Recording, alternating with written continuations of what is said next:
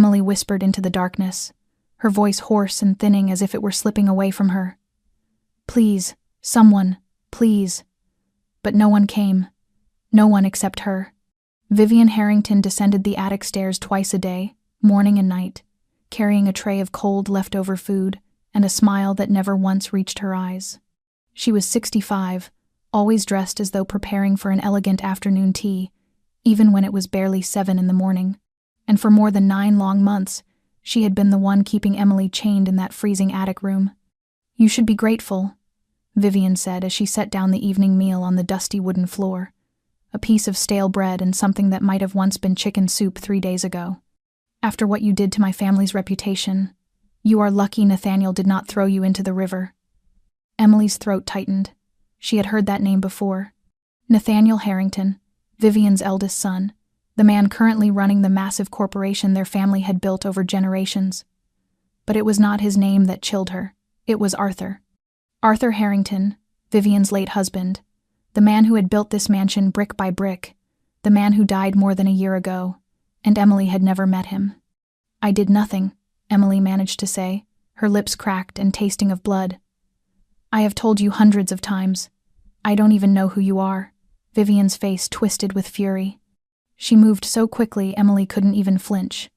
The slap cracked through the small room, jerking Emily's head to the side, tiny bursts of light exploding behind her eyes. "Liar!" Vivian screamed. "You poisoned my husband's mind. You made him change his will. You stole everything from my sons." The metallic taste of blood flooded Emily's mouth. She had heard that accusation so many times she had lost count, yet it remained as senseless now as it had the very first time. She was just a waitress from New Jersey. She had never had money, never had status, never done anything important enough for people like the Harringtons to even notice her. She had only been walking home after a late shift when a black car pulled up beside the curb. That was more than 9 months ago. "Your son," Emily whispered, because she had to try once more, had to make this woman see reason. "Nathaniel, you said he is coming back to the country when he sees what you have done." "Nathan knows exactly what kind of woman you are," Vivian cut in, her voice sharp and cold. "He will be grateful that I protected this family." She turned away, holding the old oil lamp, its faint light trailing behind her as she descended the stairs. "Wait!" Emily cried out, desperation cracking her voice. "The chain. It is cutting into my skin. It is infected." The door slammed shut, the lock clicked into place, and Emily was left in suffocating darkness once more, her own ragged breathing echoing in the thick gloom. She curled her knees to her chest, ignoring the stabbing, pain at her wrist where the metal shackle had dug deep into her flesh. During the first month she had screamed. During the second she had tried to break the lock. Then she had tried reasoning, pleading, bargaining. Nothing had worked. The Harrington estate stretched across more than 16 hectares, surrounded by pine forests and tall iron gates. The nearest neighbor lived miles away, and according to Vivian's daily ramblings, every member of the household staff had been fired after Arthur's death. Only 2 remained, Vivian and Emily. The accuser and the captive. Emily closed her eyes, trying to remember what sunlight had once felt like on her skin. If you are still listening at this moment, thank you for giving us your time, and for stepping with us into the first quiet minutes of a story that is not easily forgotten. If this story made you pause, or simply made you want to hear more, please consider subscribing to the channel, tapping, like, and sharing the video with someone you believe might need a moment of stillness in their day. Where are you listening from? Leave a comment below. Let us know your city, your state, or the country where you are. Because who knows, from a dim attic in New York, this story might be finding its way into the heart of someone on the other side of the world. Thank you for being here, and let us continue with part 2 of the story. Emily had once been an ordinary girl, living a life of quiet insignificance in a small town on the outskirts of Newark, New Jersey. She worked at a place called Rosie's Diner, an old and slightly worn restaurant that had become familiar to her over the past 3 years since her parents died in a car accident. Her dreams of studying education in college had been set aside for rent, utility bills, and the minimum wage she earned from serving coffee and grilled sandwiches. Yet she had never complained. Her life was modest and sometimes difficult, but it was stable, until the night everything changed. It was a bitter January evening, the rain soft and steady, the restaurant nearly empty. The man walked in around 9, wearing a gray suit, his silver hair neatly combed, and his quiet, penetrating eyes seeming to see through everything and everyone. He sat alone at the counter, ordered a cup of black coffee without sugar and a slice of apple pie. She had no idea who he was. To her, he was simply another lonely older man who might appreciate a bit of conversation. But when she handed him the check, he unexpectedly asked, "What do you plan to do with your life?" The question froze her in place, the coffee pot still in her hand, and then she told him about her dream of becoming an elementary school teacher, about scholarships that weren't enough, about 12-hour shifts to pay her tuition until she could no longer keep up, about nights spent in her cramped apartment listening to the distant wail of sirens, wondering where her life was heading. He didn't say much, only nodded, listening intently, and left a $100 bill with a single parting sentence, "Don't give up." She hadn't thought much of it. Kind strangers weren't unheard of in America, only uncommon. But 3 weeks later, a call from a law office in Manhattan turned her world into something unrecognizable. A polite woman informed her that she had been named a beneficiary in the will of Arthur Harrington, who had recently passed away. Emily had laughed at first, thinking it was a scam. But every document was legitimate, every seal authentic. According to the attorney, Arthur had left her a tremendous sum of money, enough to ensure she would never struggle financially again. When she asked why, the attorney simply said, "He told us you reminded him of something he lost a long time ago." Emily had been stunned. She scheduled an appointment to sign the papers the very next day. But that night, as she was walking home the same way she always did, a black SUV pulled up beside the curb. She never had time to react. The door swung open, a man stepped out, and everything went dark. No one heard her scream. No one found any trace of her. Her small apartment remained exactly as it had been, her phone under the table, her coat hanging behind the door. The police classified it as a disappearance without evidence. No leads, no witnesses. The case was closed after 3 weeks. And Emily woke up on the cold wooden floor of the Harrington attic, her wrist chained to an iron post, terror moving through her like a shadow that breathed. For more than 9 months, she became the dirty secret the mansion was desperate to bury. No one knew she was there. No one knew she had ever existed. Except for one person, Vivian Harrington. The woman who turned fear into shackles. The woman who believed Emily had seduced her husband, manipulated him into changing his will, and shattered the family honor she had spent her entire life defending. But Emily was only a girl who once dreamed of being a teacher, who once believed in kindness, and who once shared too much with a stranger in a small diner on a cold, rainy night. The private jet touched down at Teterboro Airport at 2 a.m, the late autumn air biting and damp, thin ribbons of mist drifting across the runway like nameless ghosts. Nathaniel Harrington stepped out of the cabin with his tie loosened and his coat slung over his shoulder. His face was cold as forged steel, his eyes dark and unreadable, carrying only exhaustion and a tension too deep to name. For 8 long months, he had been in Milan handling a complicated deal involving European partners. A deal that should have taken only 6 weeks, if not for the problems behind the scenes that required what his family often called private solutions. As soon as he settled into the car, his phone lit up with a message from Ethan, his younger brother, the only person in the family with whom he still shared any true closeness. "Do not go home. Meet me at the office. Now." Nate frowned. Ethan was not one to exaggerate. If he said now, something was wrong. "Change the route." "Headquarters," Nate told the driver in a voice clipped and steady. 20 minutes later, the car stopped in front of the glass tower of Harrington Holdings, standing quietly in the heart of a sleeping Manhattan. Ethan was already waiting in the conference room on the 19th floor, his coffee untouched, dark circles under his eyes. Nate walked in, tossed his coat onto a chair, and looked at his brother as though he were stripping away every thought in his mind. "Speak." Ethan handed him a folder. "It is about Father, about the will." Nate sat down and opened the papers. He read slowly, the only sound the soft rasp of pages turning in a room so silent it felt as though it were holding its breath. "Father changed his will 3 weeks before he died," Ethan said, his voice pulled tight as a wire. "He left nearly half of his liquid assets to someone named Emily Carson, 27 years old, waitress, New Jersey." Nate looked up. "Who? We do not know." Mother claims she was a gold digger who seduced father and manipulated him into changing everything. Nate narrowed his eyes. And? Ethan swallowed. And she disappeared the night before she was scheduled to sign the inheritance paperwork. No trace. The police investigated. No leads. No body. The case was closed after 3 weeks. Nate leaned back, fingers interlaced, thoughts crashing into one another as if trying to form a picture that refused to settle. Arthur Harrington had been private, hard-edged, not the type of man easily manipulated. For him to leave a fortune to a stranger felt wrong. But what if it was true? What if she was not the gold digger Mother claimed she was? Does Mother know all of this? He asked quietly. Ethan nodded. She was the first to be informed. And Nate, there is something else you need to hear. I think Mother might have had something to do with that girl's disappearance. The air thickened. Nate did not respond right away. Every muscle in him seemed to draw tight. He did not want to believe it, but he also was not a fool. Vivian Harrington would do anything for the sake of the family's reputation. Do you have proof? Ethan shook his head. Not yet.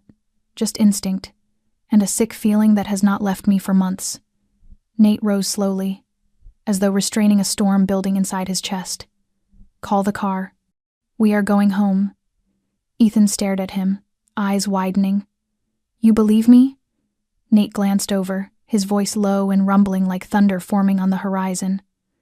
I believe, Father. And if he left his fortune to a stranger, he must have had a reason. And if Mother is involved, I will find out. As the brothers stepped outside, Manhattan still lay beneath the heavy cloak of night. But somewhere in the sleepless city, a truth was waiting to surface. And Nate knew this return home would not be like any before. Something was hidden behind the cold walls of the Harrington estate. Something dark, something alive. The black Range Rover rolled through the automatic iron gates of the Harrington mansion at 3:17 in the morning.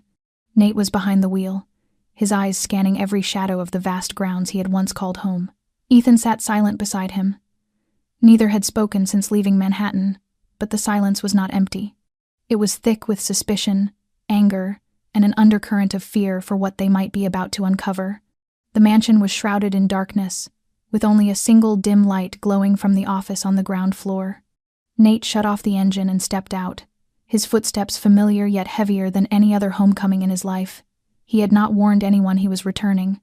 There were no servants to greet him, no one to open the door. Their mother was awake, as usual. She had been ever since their father died, claiming she could not sleep, though Nate knew it was simply her way of maintaining control over the house, down to its last breath. They entered the house, the hallway cold and unnervingly quiet. The large portrait of Arthur Harrington still hung on the wall, his stern gaze seeming to follow his son. Nate glanced at it, then moved straight toward the office. The wooden door opened, and behind the desk, Vivian Harrington lifted her head. She wore a dark green silk robe, her hair pinned neatly, a glass of red wine in her hand not yet emptied. "Nathaniel," she said, her smile soft but icy, "you did not say you were coming home." "Plans changed," Nate replied, his voice flat. "I need to check a few things. In the house." "At this hour?" she asked, tilting her head, something sharp flickering in her eyes. "At this hour," he repeated, then looked to Ethan. "We start upstairs." Vivian shot to her feet. "What is this about?" Nate met her gaze directly, his voice sinking lower, colder than the rain outside. "If you are not hiding anything, then you have nothing to fear." Without waiting for her reaction, he turned and began climbing the stairs, Ethan close behind. The house was unnervingly still. Each footstep echoed like a summons. They searched the bedrooms, the side halls, the storage closets. Nothing. Until they reached the back corridor, the one leading to the attic.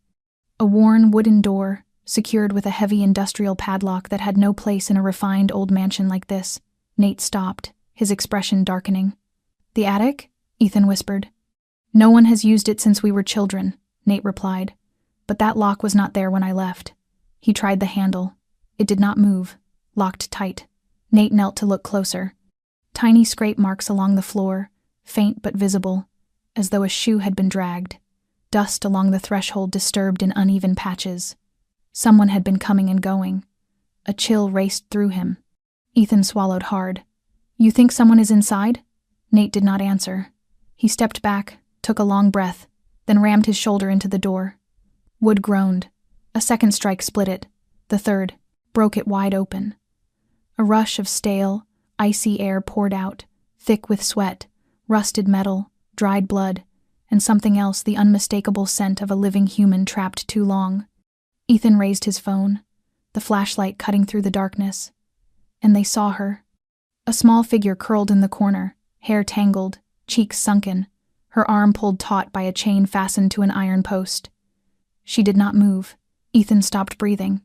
My God, is that her? Nate stepped inside, lowering himself beside the girl. She stirred, her eyes opening just barely, clouded like mist, yet still holding a spark of life. Emily Carson? He asked.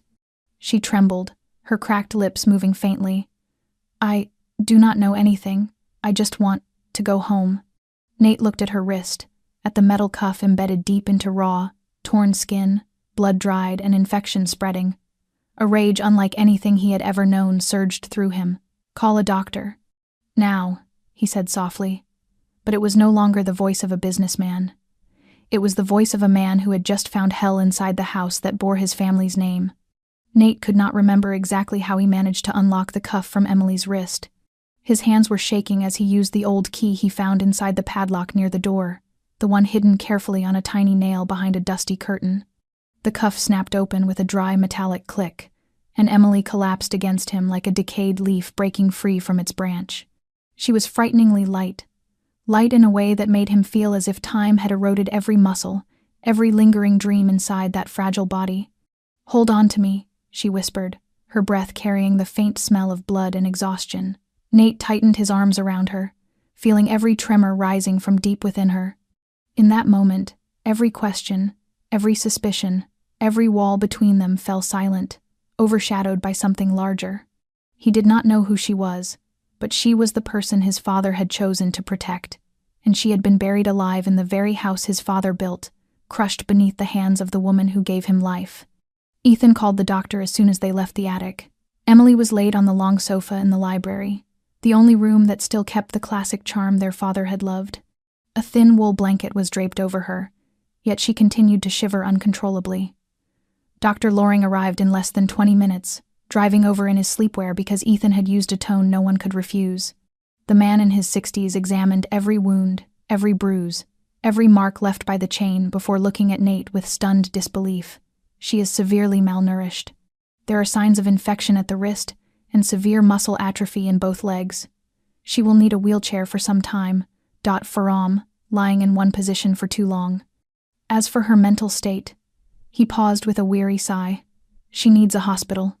Immediately. This house is not equipped for what she requires. Nate nodded. No police, he said quietly but with iron certainty. No reporters, no family, no one. Dr. Loring hesitated. If there are criminal charges, there will be, Nate cut in, his voice hard as tempered steel. But not now. She needs to live first. As they prepared to move Emily to the car, Vivian appeared at the top of the stairs. She wore a dressing gown, her hand gripping the railing, her eyes filled with a twisted mixture of anger and fear. What are you doing? She asked, her voice raspy yet still struggling to sound composed. Nate did not look at her. He lifted Emily gently, as one would lift a glass sculpture on the verge of shattering. I am doing what Father would have done if he were alive. Vivian descended one step, her gaze flickering. She is a con artist. She came here to destroy this family. And what did you do? Nate turned to face her for the first time. You locked a living human being in an attic for 9 months like an animal. You think Father would forgive you? Vivian's hands tightened, her whole body trembling with rage. Your father lost his judgment. He was bewitched by her. A waitress holding half of this family's wealth? I would not allow it. No, Nate said, each word sharp as broken glass. You would not allow anyone else a choice, not even him. Ethan touched Nate's shoulder, trying to steady the storm rising inside him. Let's go. She needs to be treated. Nate said nothing more. He carried Emily out of the mansion in silence, the only sounds the crunch of gravel beneath the wheels and the soft patter of rain against the car roof. Emily drifted in and out of consciousness in his arms, her lips forming broken words he could not quite hear. But he knew one thing. He would not let her disappear again. No soul deserved to be chained. And if he had to stand against his own blood to correct what had been done, he would. Because from the moment he held her, he understood. This was no longer just his father's story. It was his. Emily was admitted to a private treatment room in northern Manhattan, a place where Nate knew every member of the medical staff. There were no journalists, no police reports, only a doctor, a nurse, and a man standing beside a hospital bed for hours without speaking. In the first 24 hours, Emily received fluids, wound cleaning, and strong antibiotics to halt the infection. The doctors concluded she was suffering from third-degree malnutrition, showed signs of muscle tissue damage in her right leg, and likely faced severe psychological trauma from prolonged isolation. Nate stood outside the glass wall of the treatment room, his hands in his coat pockets, his eyes fixed on the fragile figure lying motionless beneath the stark white sheets. This girl had survived conditions he could not even imagine. 9 months. 9 months trapped in darkness, living with pain, hunger, and the terror of being forgotten. He did not understand how she was still conscious, but what unsettled him even more was the question: why? Why had his father chosen her, a woman with no status, no background, nothing noteworthy enough for Arthur Harrington to risk his entire legacy? He had heard his mother's words, seen the will, and looked into Emily's eyes when she whispered she just wanted to go home.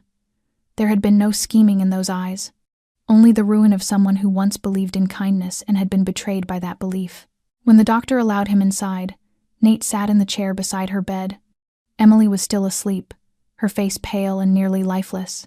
He looked at her wrist, the dark purple marks where the cuff had carved its memory into her skin.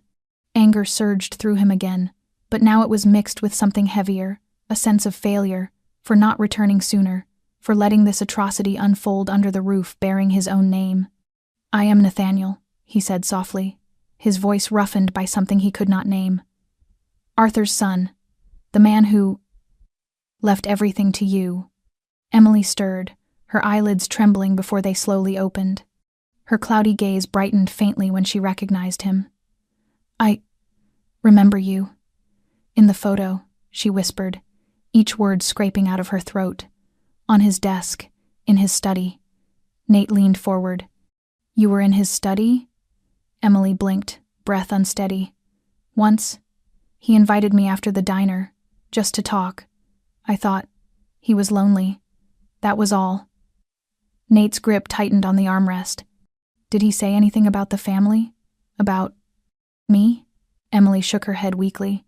"He only asked if I could start over, what life I would choose.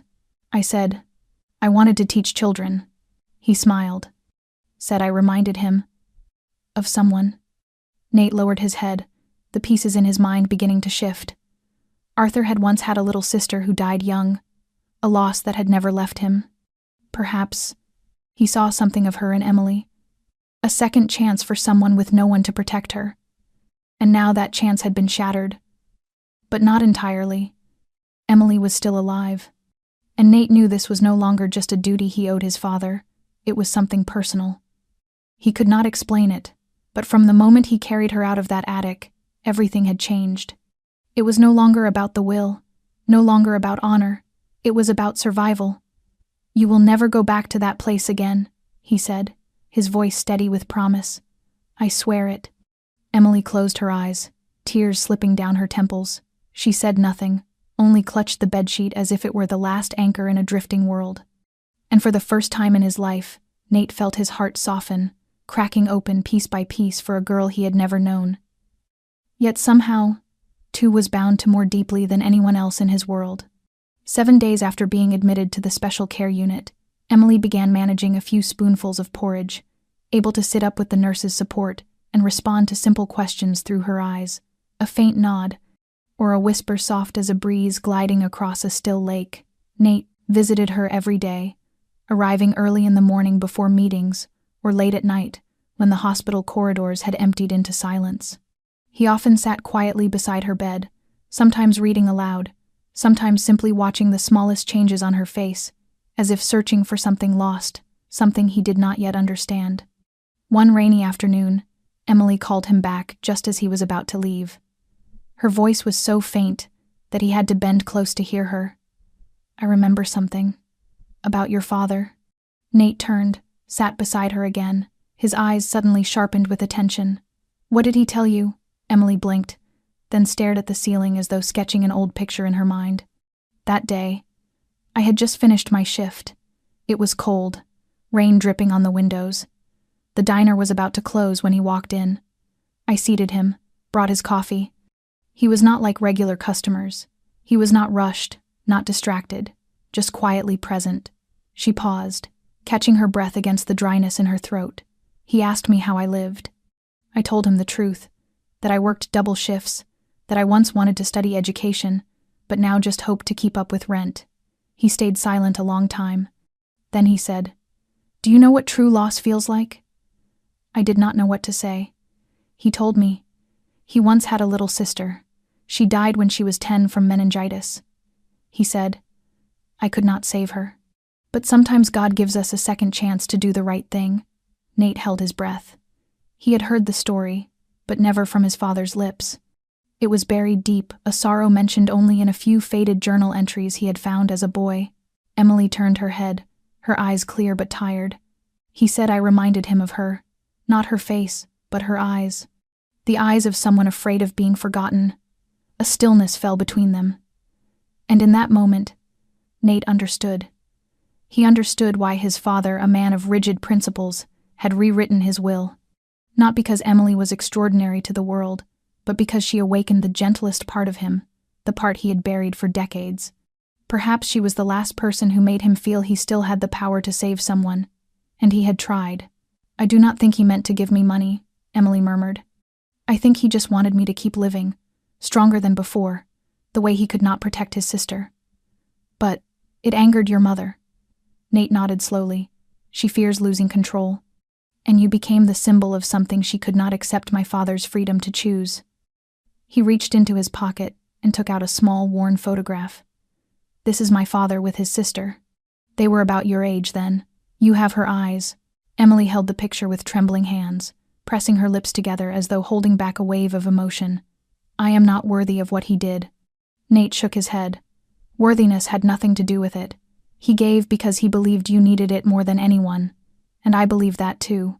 Emily looked at him, her dry eyes filling with tears, not because of the inheritance, not even out of gratitude, but because for the first time in 9 dark months, she was seen not as a name on a will, but as a person with a reason to live. And in the gaze of the man before her, she found something the attic could never smother: hope. 2 weeks after leaving intensive care, Emily sat in the back seat of Nathaniel's silver-gray car, her hands trembling lightly on her lap despite the perfectly warm air inside. Outside the window, the gray November sky was overcast, rows of dark pines lining the road as the Harrington estate appeared in the distance like a familiar ghost. Nate glanced at her through the rearview mirror, hesitating before speaking. "We do not have to do this today if you are not ready." Emily shook her head faintly, her eyes fixed on the iron gates opening ahead. "I need to. If I do not walk in myself, I will always be the girl who was locked inside." Her voice was soft, but each word dragged open an invisible wound inside her mind. The house rose into view, still solemn, still vast, still watching, as if it had never slept. The same dark stone walls, the arched windows, the vines clinging like skeletons waiting for winter, everything unchanged. Except that this time, she walked through the entrance by her own will. Yet every step on the cold stone felt like a pull backward in time. The wooden doors opened, and the familiar scent washed over her old wood, peppermint tea, Vivian brewed every morning, and somewhere faintly, the mustiness of an attic that had never breathed fresh air. Emily froze in the grand foyer, her breath tightening. The paintings, the stairs, the tiny cracks on the walls, silent witnesses to her 9 months of disappearance. "I'm right here," Nate whispered, placing his hand gently at her back. "Say the word, and we stop." She nodded and moved forward. As they walked past the long hallway leading toward the library, she instinctively looked upward. A wave of dizziness struck her. Footsteps on old wood, the slam of locks, trays left on the floor, everything crashed back at once. She pressed her hand to her chest, forcing herself not to collapse. Her feet wanted to run, to flee the way one flees fire. They did not go to the attic. Nate knew that wound was too fresh. Instead, They entered Arthur's study, the one room in the house that had once held warmth, hot tea, and sometimes the gentle laughter of an old man speaking with a lonely girl.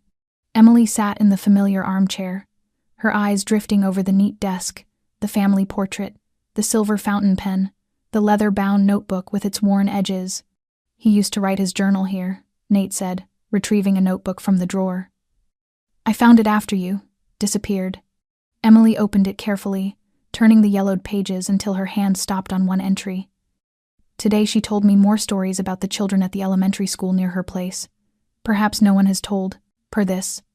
But she has the eyes of someone who knows how to listen to another person's dreams." Her tears came uncontrollably. She sniffed, wiping them with the back of her hand. "I thought I had been forgotten. That everything that happened was some kind of punishment, for something I never understood." Nate leaned down and held her hand.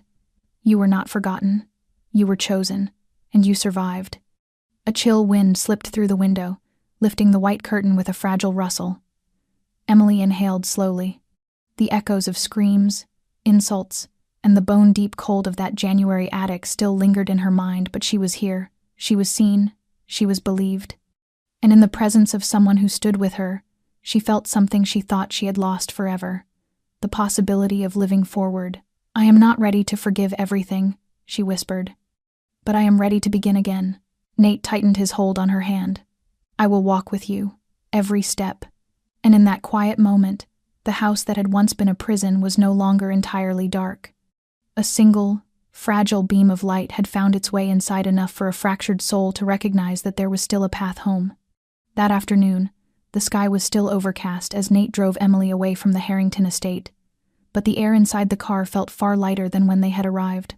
Emily sat quietly in the passenger seat, her hands clasped together, eyes drifting toward the window as though weighing each scar her mind was not yet ready to name. Nate said nothing, letting a soft piano piece fill the space between them. When he pulled over in front of a small bookstore in the West Village, Emily looked up, surprised. "Old books?" Nate said with a faint smile. "You once told me you liked the smell of yellowed pages. This place has a quiet reading corner, and no one here will ask the questions you are not ready to answer." Emily did not ask how he remembered. Nate unfolded a wheelchair from the trunk and helped her into it. She settled in, the breeze lifting her hair with a gentleness that felt like the world reaching out instead of closing in. Inside, warm yellow lights washed over the worn shelves, and the elderly shop owner greeted them with a kind smile. Emily settled into an old leather chair near the window, opening a frayed children's book, feeling something both familiar and distant unfold in her chest. She had once dreamed of reading stories to children each day. Now she needed those simple sounds to mend the pieces of herself. Nate chose another book and sat beside her. "When I was young," he murmured, "my father used to bring me to a bookstore every birthday. He never bought me gifts. He just brought me here to choose something for myself. What you choose will tell me who you are becoming," he used to say. Emily smiled softly, her eyes still on the page. "And what did you choose?"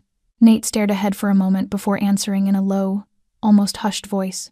"When I was 8, a book about the universe.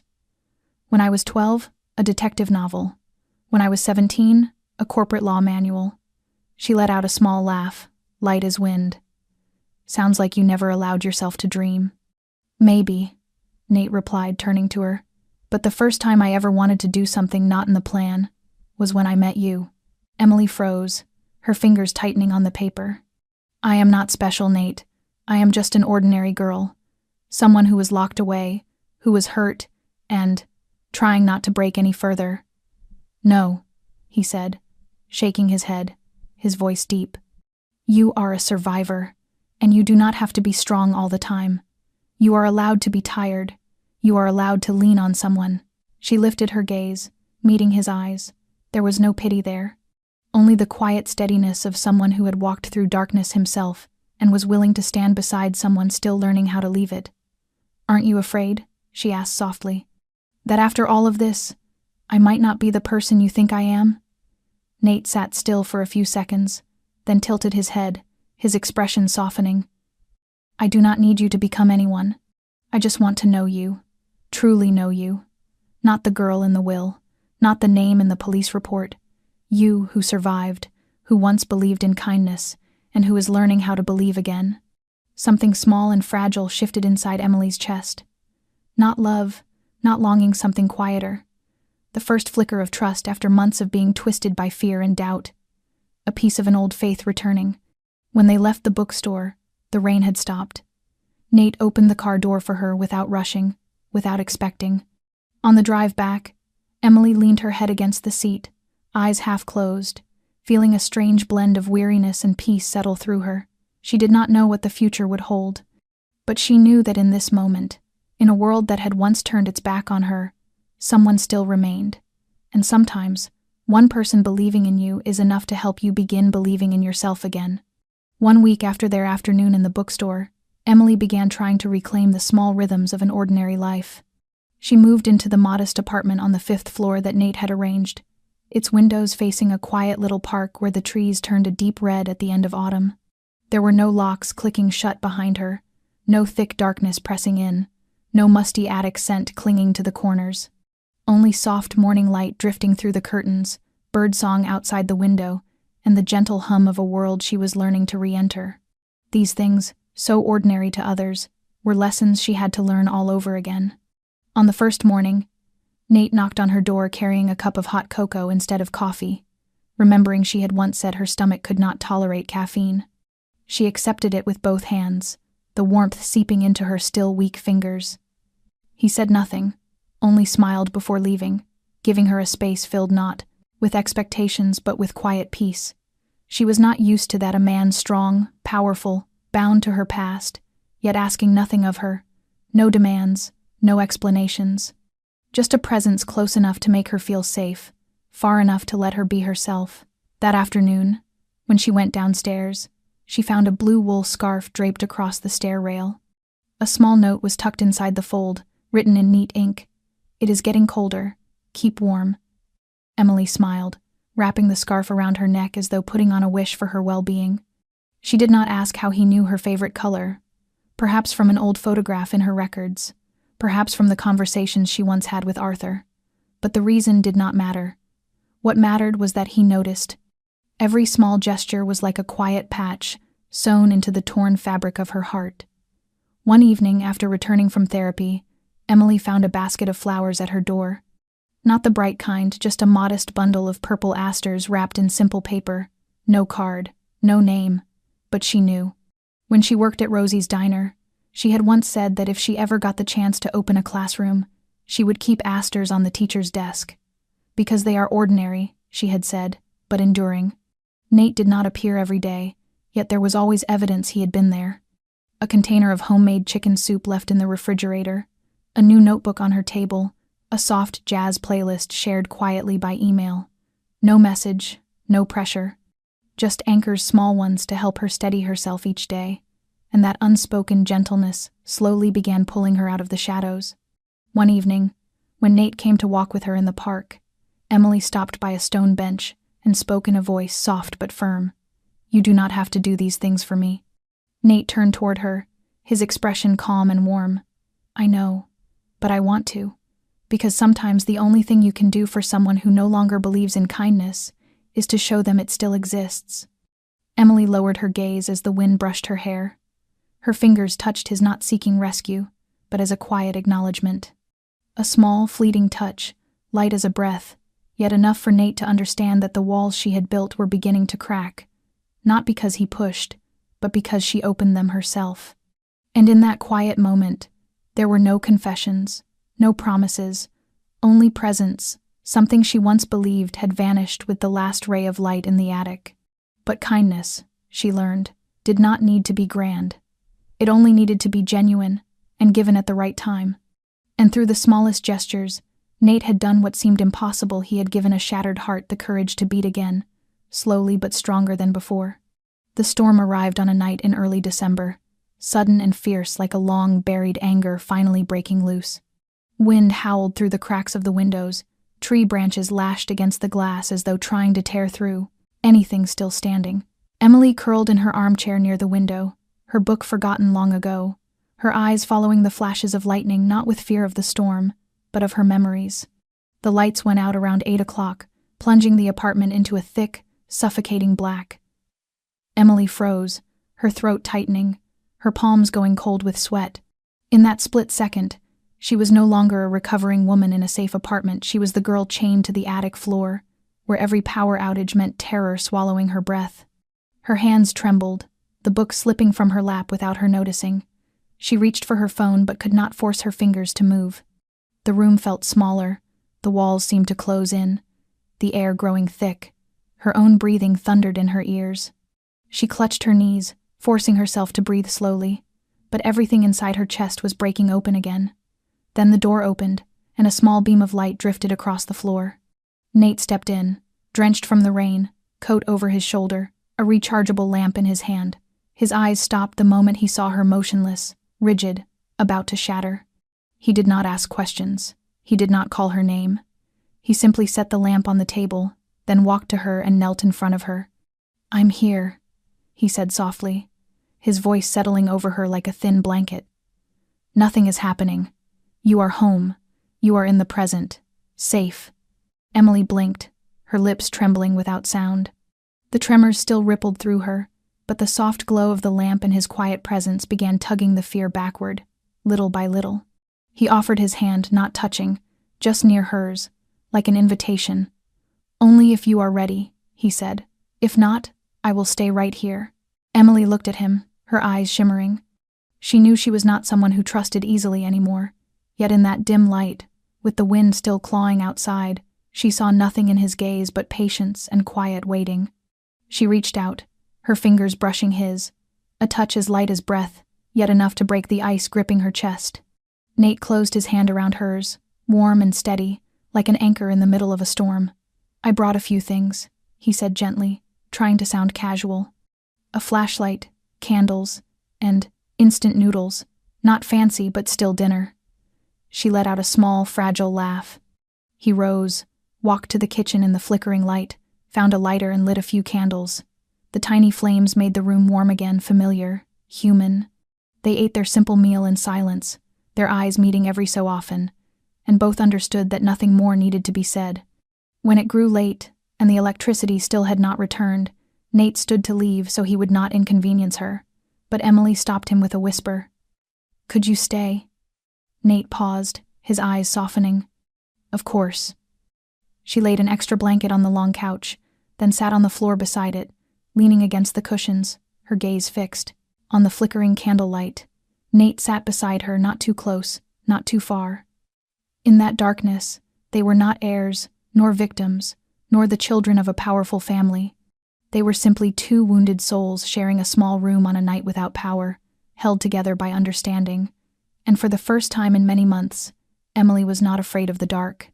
Because this time, she was not alone. The next morning the sky was clear, the first light of early winter filtering through the window like a gentle consolation after the stormy night. Emily woke on the long couch, still wrapped in the thin blanket Nate had given her. She turned her head and saw him sitting at the dining table, a cup of coffee in hand, gazing out the window in a silence that felt almost unreal. Without being told, she knew he had stayed awake the entire night. When she walked into the kitchen, he simply smiled, poured her a cup of hot tea, and asked what she wanted for breakfast. Everything felt so peaceful, almost too peaceful to be real. And it was precisely in the moments when people begin to loosen their guard that life often chooses the harshest way to remind them that the past is not easily left behind.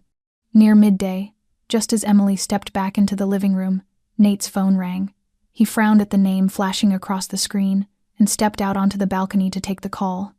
Emily could not hear the conversation, but his face shifted a tension she had never seen before. When he returned, his eyes lingered on hers for only a brief second. "I have to go for a bit," he said quickly. "Something I need to take care of." "What is it?" she asked softly. "Nothing," he forced a smile. "Just old ghosts." He left less than 10 minutes later, and then came a rapid pounding on the apartment door. Emily froze, wondering if Nate had forgotten something. But then a woman's voice, cold as steel, cut through the silence. "Open the door, Emily. I know you are in there." Her heart seized. She had never heard that voice, yet instinct warned her something was wrong.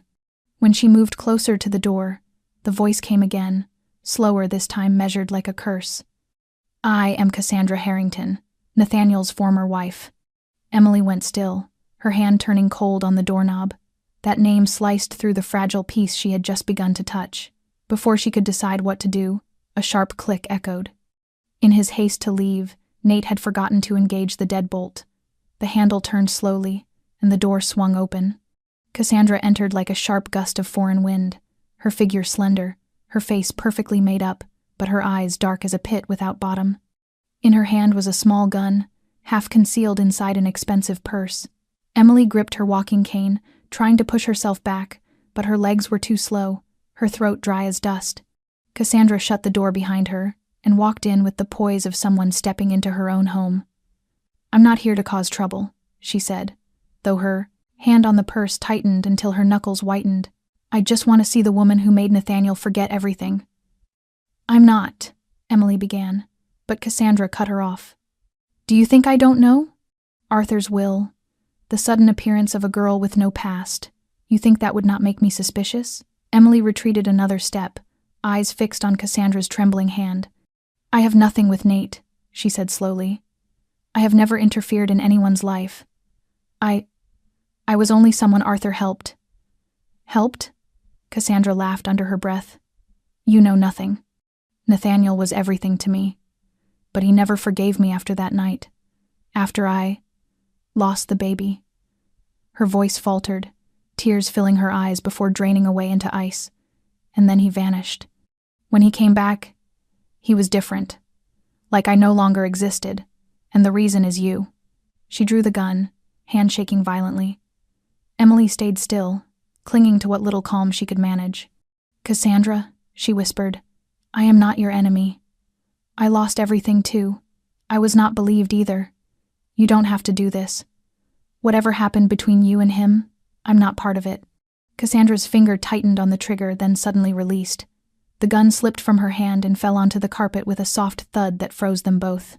Cassandra collapsed to her knees, crying raw, desperate, unguarded, every year of pain, anger, and grief, breaking all at once. At that moment, the door burst open. Nate rushed in, his gaze locking first on the gun, then on Cassandra's shaking body. "Cass," he breathed, voice strained. "What are you doing here?" But she did not answer. She only cried, as though emptying everything she had held for far too long. Nate turned to Emily, his voice tight. "Are you hurt?" Emily shook her head, though her legs had not stopped trembling. She looked at the woman who had pointed a gun at her, and instead of hatred, she recognized something achingly familiar, an unhealed void. The police arrived 17 minutes after Nate's call, but the storm inside had already quieted. Cassandra sat motionless on the sofa, wrapped in the blanket Emily had given her, her eyes hollow and strangely dry, as if she had cried herself empty. Emily did not look at her with anger, though her pulse still tightened when she remembered the weapon. What she felt was a sorrow she knew too well, pain that had never been tended. When the officers escorted Cassandra away, Nate stayed behind to speak with them while Emily watched in silence, heavy with something she could not name. When he returned, dusk had settled, casting a somber gold across the window pane. He sat beside her without speaking. After a long quiet, Emily spoke first. "What will you do about her?" Nate exhaled and rubbed his forehead. "I don't know, but I won't let her be thrown in prison, not if there's another way." Emily turned to him silently. He continued, voice low. "Cassandra has lost more than you think.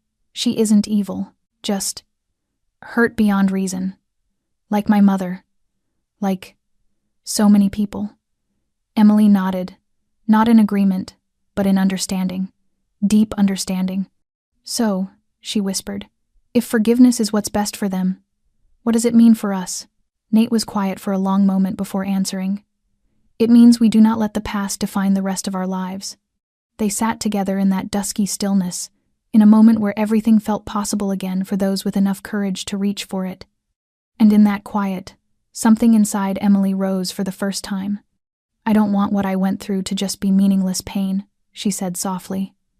"I want to turn it into something that matters." Nate waited. "My case was closed after 3 weeks. No one searched for me. I am not the only one. There are thousands of women, children, even the elderly, who disappear every year, and many are never spoken of again." Her voice strengthened, each word laying a new foundation. "I want to start a fund, the Harrington Fund, if possible. A place for missing people, survivors, anyone who needs to be heard. Nate was silent not because he objected, but because he had never seen her eyes so bright. This was not the light of recovery. It was the light of someone rising. "I'll support you," he said, his tone firm. "Whatever you need, however far you want to take it. You have the Harrington name, and you have me." Emily smiled not because of promises, but because for the first time she felt herself standing on her own feet again, no longer pulled by fear or driven by pain. A week later, they held a small press conference at the community center in West Manhattan.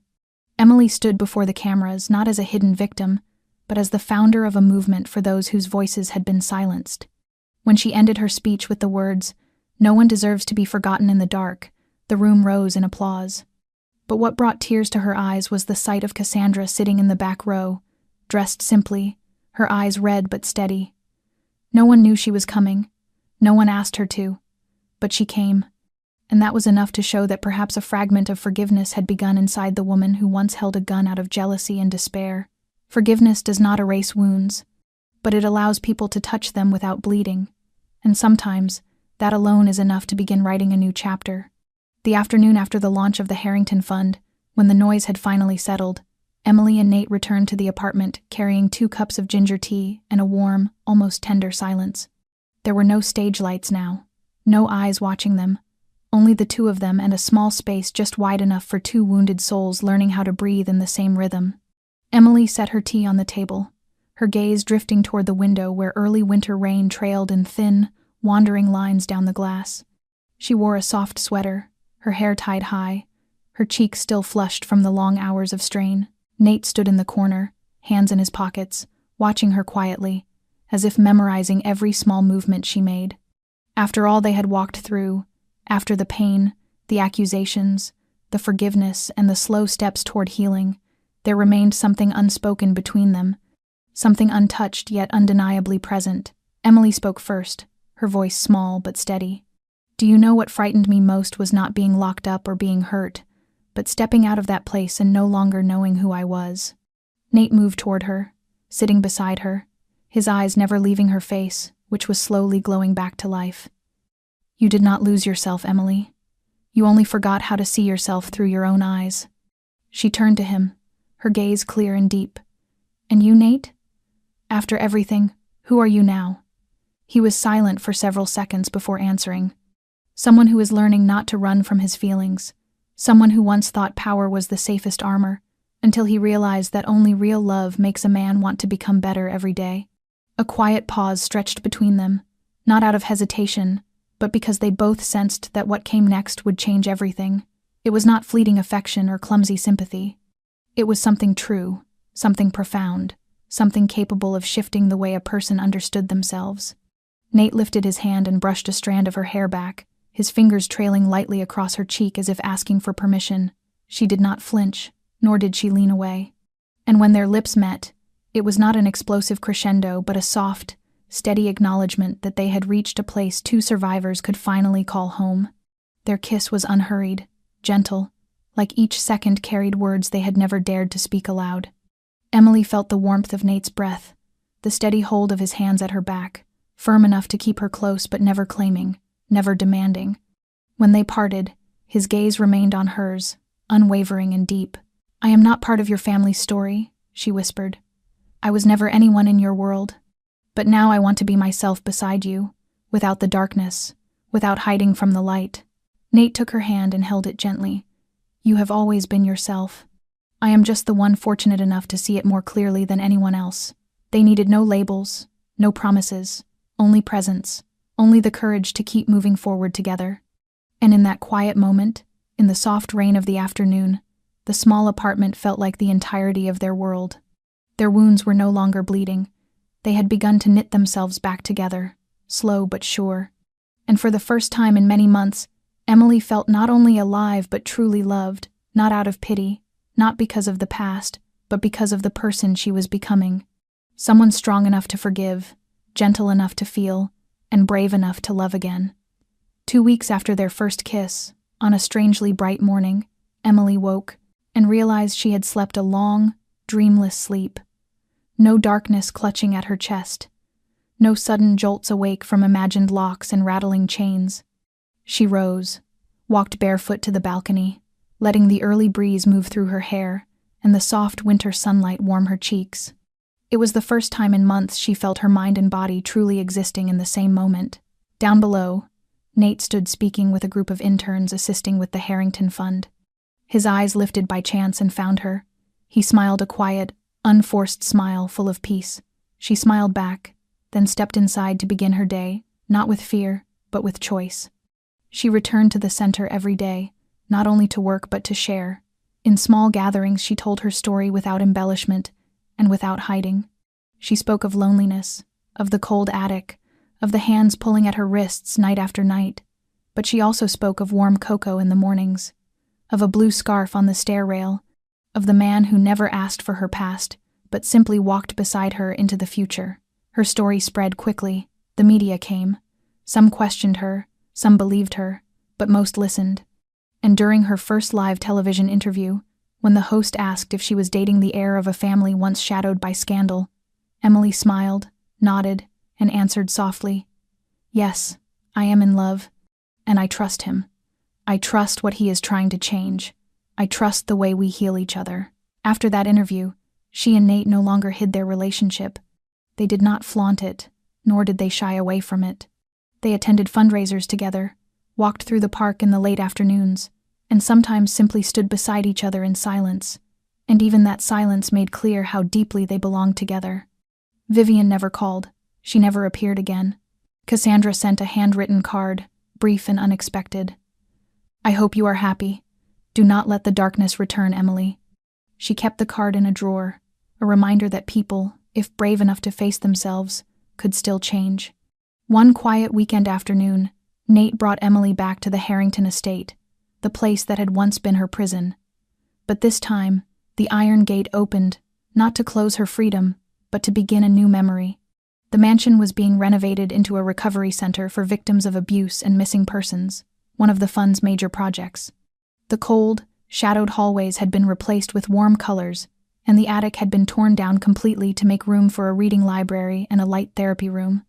Emily walked slowly through each room, her fingertips trembling when they touched the wall where a door had once held her captive for 9 long months. But this time, her tears did not fall from pain. They fell from knowing she had risen above a place meant to break her. Nate stood behind her, silent, but when she turned, he opened his arms not to rescue her, but to walk forward with her. And she stepped into them without hesitation. Their new life together was not glamorous or loud. It was weekends tending the small garden behind the center, late nights working over financial reports for the fund, simple meals shared with gentle laughter. In each small thing, Emily understood she was living something more precious than anything she had ever dreamed of. Not fame, not wealth, but a new beginning where she was not only loved, but seen, heard, and most of all, allowed to be entirely herself. That morning the rain fell lightly, a thin, lingering drizzle that felt like all the unsaid things a lifetime could hold. Nate stood before the gates of Whitestone Nursing Home, the place where months earlier the family's lawyer had quietly arranged for Vivian Harrington to be admitted at her own request. No one had forced her, and no one had sought her out since the incident with Emily.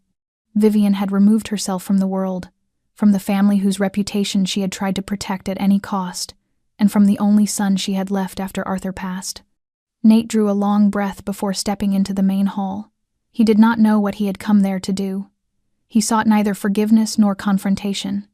He simply knew there was something unfinished inside him, a piece of memory he needed to face in order to finally close the door behind him.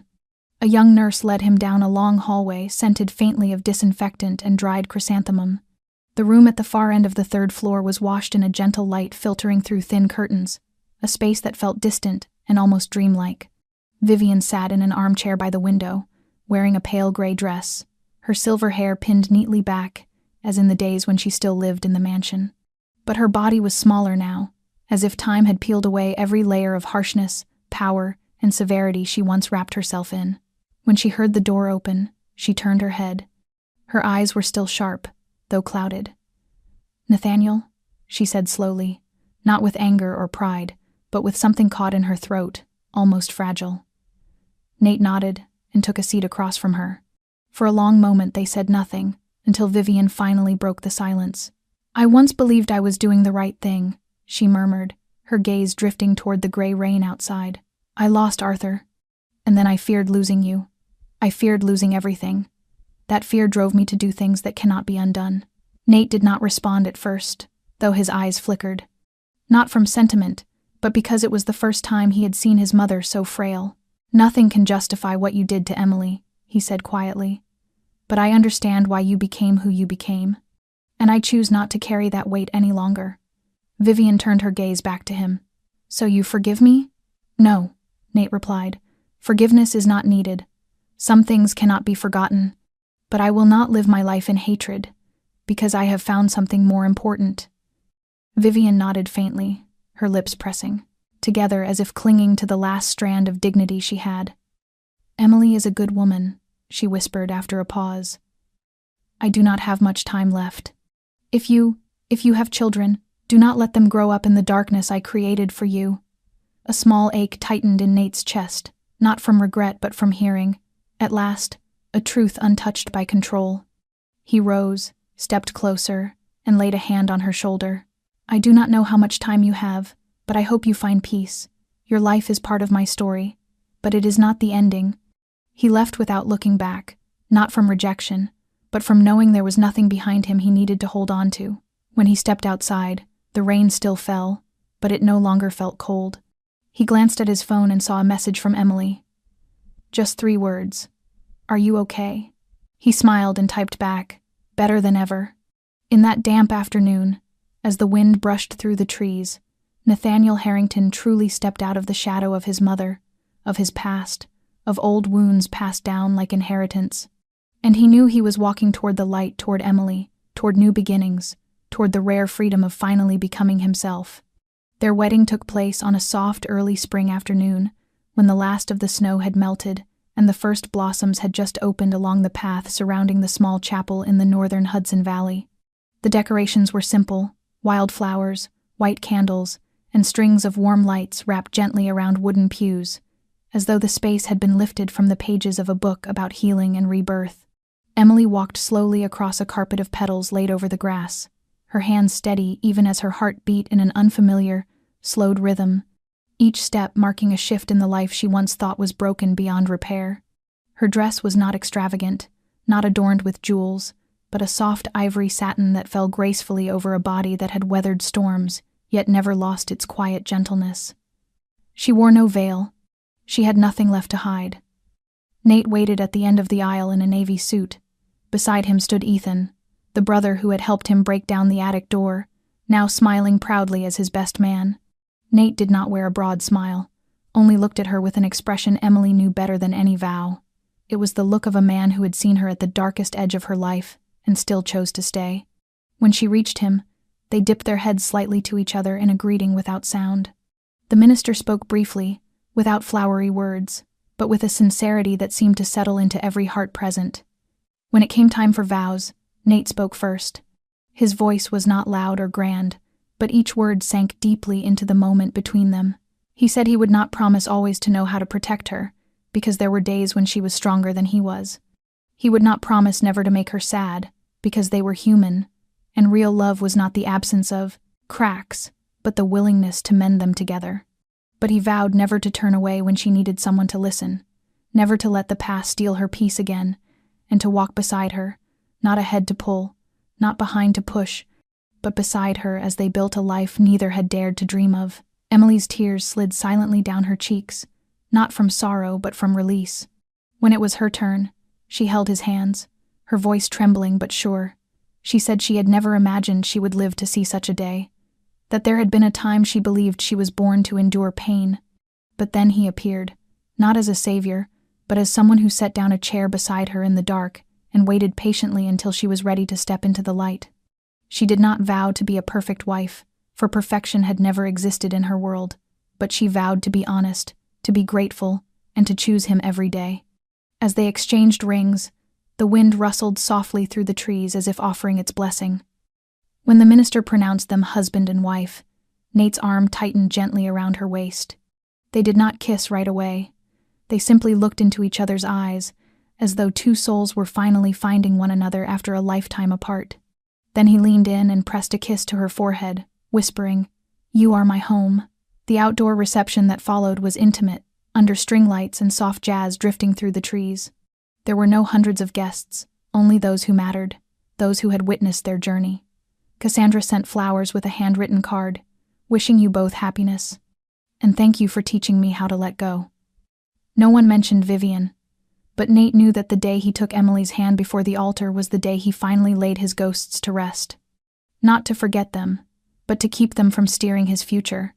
That night, under a sky full of stars, Emily and Nate danced among the people they loved, among warm laughter and quiet blessings. Every step was a heartbeat, a story, a life rewritten. Their wedding was not the end of a journey, but the beginning of one where love was not born from perfection, but from what had once been broken, yet still had the courage to be mended. One late summer afternoon, when the sun had softened and the breeze from the Hudson drifted through the field of tall grass behind their new home, Emily sat on the porch in a wooden chair, a worn journal open in her hands. She wrote the final lines of the diary she had begun on the first day Nate rescued her from the attic. Each page held a wound grown over, a fear named, a dream returning quietly after years of believing it had died. Nate stepped out with 2 cups of herbal tea, placing one beside her as his gaze wandered toward the glowing horizon. The sunset wrapped them in warm amber, gathering every choice they had made, every forgiveness, every release. Their home was not large, but it held laughter, held books, held a kitchen that was always warm, and a small rescue dog they had adopted. They named her Hope, and perhaps that was the message their lives had come to embody. We cannot choose where we begin, but we can choose how we end. No one is born strong, but strength comes from rising after a fall, from loving after being hurt, from believing in kindness in a world that can be cruel. Emily had once been a girl who vanished without a trace. Now she was the founder of a fund that gave hundreds of victims a voice. Nate had once lived in the shadow of a cold and powerful family. Now he was a husband, a companion, a man defined not by legacy but by tenderness. Their story was no fairy tale. It was real, filled with broken pieces and tears. But because it was real, it carried the power to move those who listened. And now, if you are still here with us, thank you for walking through this emotional journey. If this story made you reflect, warmed your heart, or helped you believe a little more in healing after suffering, please subscribe, like, and share this video so the message can reach more people. Where are you listening from? Do you see a piece of yourself in Emily's journey? Or have you met someone like Nate in your own life? Share your thoughts in the comments below. We want to hear your heart, to know how this story has touched you. We believe every story told with sincerity has the power to heal, and perhaps your words today will be the small light someone out there needs to keep going. Thank you for staying, for listening, for feeling. Wishing you health, peace, and joy in every day to come. We look forward to seeing you in the next video with new stories, new journeys, and deeper emotions. Farewell, and may your day be gentle and calm.